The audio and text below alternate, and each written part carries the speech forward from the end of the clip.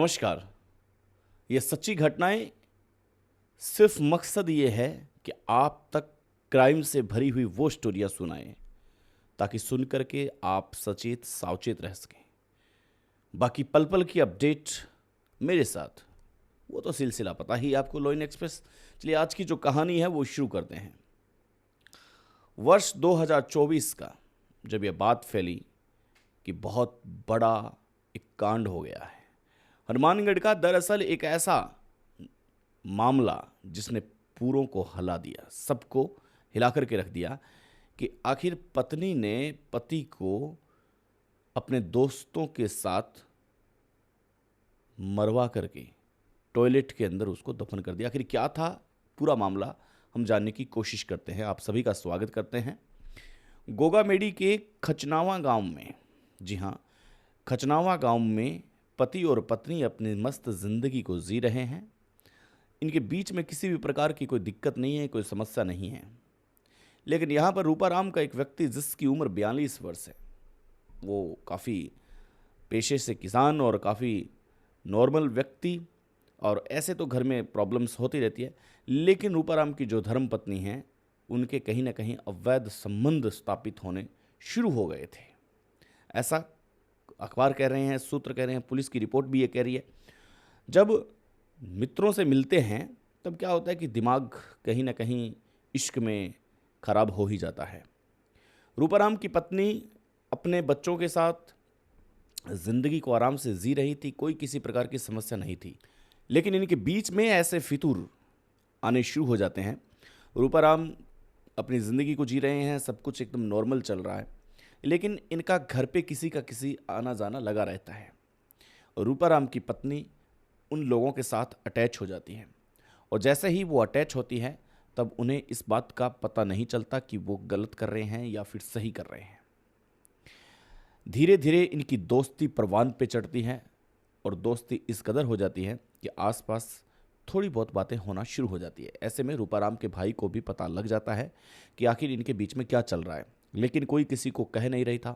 क्योंकि समस्या यह थी कि अगर किसी को कह दिया जाए तो वो बुरा मान जाता है या फिर कोई सबूत मांगता है, इसलिए सब चुप थे। लेकिन इनकी दोस्ती परवान पे चढ़ते चढ़ते एक ऐसे मोमेंट पे आ गई जहाँ पर रिश्तों का पूरा सिस्टम ही हैक हो गया। मित्र धर्मपत्नी के वो कहते हैं कि ऐसे तो हम जिंदगी जी नहीं पाएंगे, रुकावटें डाल रहा है। दरअसल रूपाराम को भी पता चल गया था कि मेरी पत्नी के अवैध संबंध कहीं ना कहीं या मित्र इनके हैं जो मुझे अच्छा नहीं लगता, और वो कहीं ना कहीं रुकावट बन रहा था। ऐसे में उनके मित्र ये कहते हैं कि आप ऐसे कीजिए, हम आपका साथ देंगे, आप इनको रास्ते से हटा दीजिए। धर्मपत्नी राजी हो गई।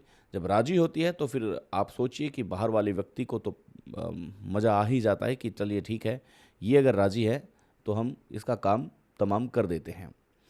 आनन फानन के अंदर एक टॉयलेट बनाया जाता है। हालांकि टॉयलेट की कोई आवश्यकता नहीं थी, लेकिन टॉयलेट भी घर के अंदर नहीं बनाया जाता। अगर घर के अंदर बनाया जाए तो किसी प्रकार की कोई समस्या ही नहीं थी, लेकिन टॉयलेट घर के पीछे बनाया जाता है, और टॉयलेट को ताज़ा तरीन बना करके तैयार करने की कोशिश की जाती है। मटेरियल गिरवाया जाता है, सब कुछ एकदम अच्छा, पहले बातें चल जाती है कि भाई टॉयलेट बना रहे हैं, क्योंकि गांव के अंदर कोई भी नई चीज़ बनाते हैं तो आसपास पता चल जाता है कि भाई टॉयलेट बनाया जा रहा है, लोग खोदने आते हैं, सब कुछ होता है। लेकिन 16 दिन से लापता 42 वर्षीय रूपाराम जब नहीं मिलता, 12 अगस्त को ये लापता होता है। तब इनके भाई, इनके परिजन गोगामेडी पुलिस थाना में पहुंचते हैं कि भाई भाई मिला नहीं, आखिर कहाँ गया, आप सख्ती से थोड़ा सा पूछताछ कीजिए, कहाँ है क्या है। इधर टॉयलेट का काम पूरा हो चुका था। पत्नी भी घड़ियाली आंसू बहा रही थी। 16 दिन से लापता है, उसका पति मिल नहीं रहा। लोग हालचाल पूछने के लिए आ रहे हैं, लेकिन वो किसी को भी ऐसे महसूस नहीं होने दे रही थी कि आखिर क्या हुआ है।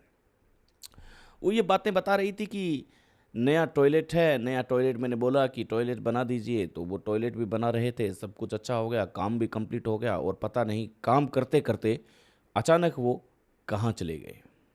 16 दिन से लापता, इधर विरोध प्रदर्शन जारी। यहाँ तक बात की गई कि उस वक्त के एसएचओ को सस्पेंड कर दिया जाए, गोगामेडी एसएचओ को, जो उस वक्त रहे होंगे, कि वो कार्रवाई नहीं कर रहे हैं, 16 दिन से लापता हैं, लेकिन पुलिस ने खासा ध्यान नहीं दिया, ऐसा लोगों का आरोप था। और लोग वहाँ पर बैठ चुके थे धरने पर। मामला तूल पकड़ पकड़ रहा था।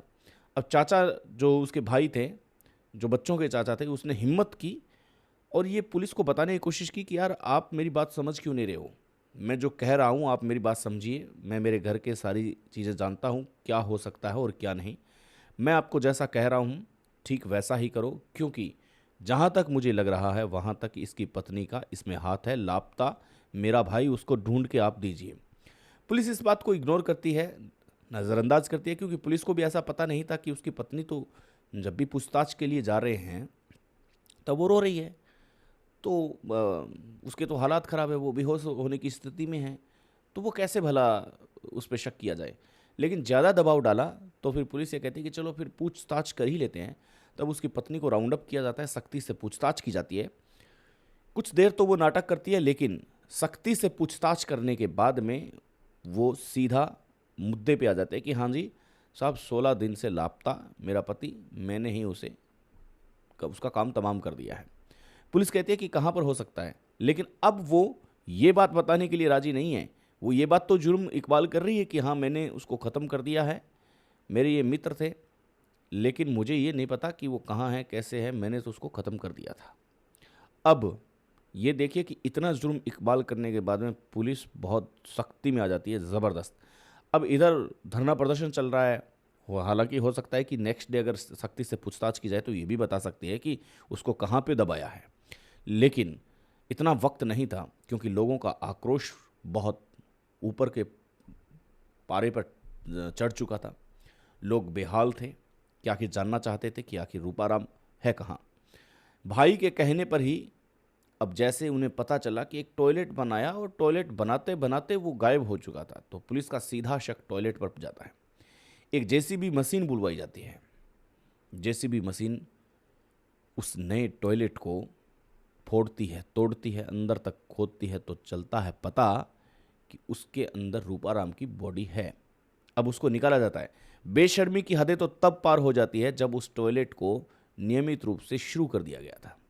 दरअसल गंगानगर और हनुमानगढ़ क्षेत्र में टॉयलेट बनाने की ये रीति है कि एक खड्डा खोदते हैं, उसके ऊपर पत्थर रख दिया जाता है फ्रेश होने के लिए, उसके अंदर सीधा उसको दफन कर दिया था और ऊपर टॉयलेट भी बैठना शुरू हो चुके थे। अब ये देखिए बेशर्मी की हदें तब पार हो गई कि इसको जल्दी से भर के एकदम पूरा लेवल करके और सबूत को नष्ट किया जाए। लेकिन 16 दिन के अंदर मात्र पुलिस वहाँ तक पहुँच जाती है और जैसे ही निकालती है तो पुलिस का पूरा गांव वो नज़ारा देखता है कि आखिर भला ऐसे भी हो सकता है। एक टॉयलेट के अंदर अपने ही पति को मार करके उसके अंदर डाल देते हैं। अब देखिए, ये जैसे ही घटना निकलती है, मीडिया पहुंचते हैं, घर को देखा जाता है किस प्रकार से उसने अपने पति को बेरहमी से मार करके एक टॉयलेट करने की जगह पर एक बाथरूम के अंदर उसको दफन कर दिया, टॉयलेट के अंदर। देखिए, जब ये बातें चली, अब गिरफ्तारी होती है। गिरफ्तारी होने के बाद में उन सबको पकड़ लिया जाता है। मामला अभी भी पुलिस के पास था, और भी सूत्र निकालना चाहती थी, लेकिन इतनी बड़ी क्राइम की घटना को अंजाम दे दिया घर की घर, और 16 दिन तक पता ही नहीं लगने दिया। गांव वाले भी हैरान थे कि आखिर ऐसा भला कैसे हो सकता है। एक व्यक्ति जो घर की जिम्मेदारियों को उठाता है, निर्वहन करता है, और उसी के लिए पूरी जिंदगी घर के लिए अपना सब कुछ त्याग देता है, और सिर्फ चंद मिनट के सुख के लिए भला कोई पत्नी अपने पति के साथ ऐसा कैसे कर सकती है। लेकिन बहरहाल रूपाराम इस दुनिया में नहीं, लेकिन जाते जाते एक लेसन जरूर दे गए कि किसी पर भी अंततः विश्वास करना काफ़ी खतरनाक होता है, क्योंकि रिश्तों में कब खटास पैदा हो जाए कोई पता नहीं चलता।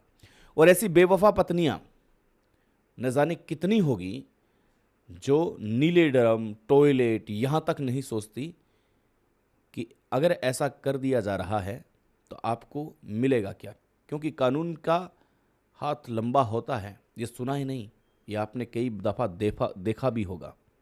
और इसीलिए 16 दिन बाद में भी पुलिस अपनी मशक्क़त में कामयाब रहती है और दूध का दूध और पानी का पानी करके छोड़ती है।